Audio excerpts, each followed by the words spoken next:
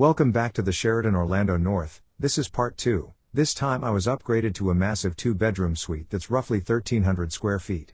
Right when you walk in, you immediately notice the space. This feels more like an apartment than a hotel room, with a full living area that's perfect for families, longer stays, or just spreading out after a long travel day.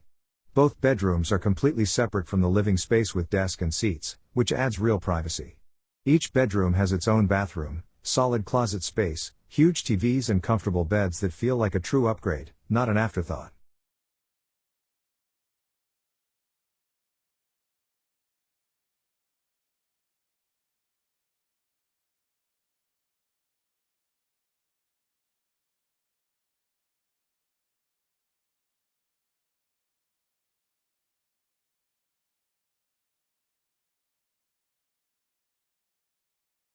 You've got a large seating area, a dining table, and plenty of room to actually relax, not just drop your bags and crash.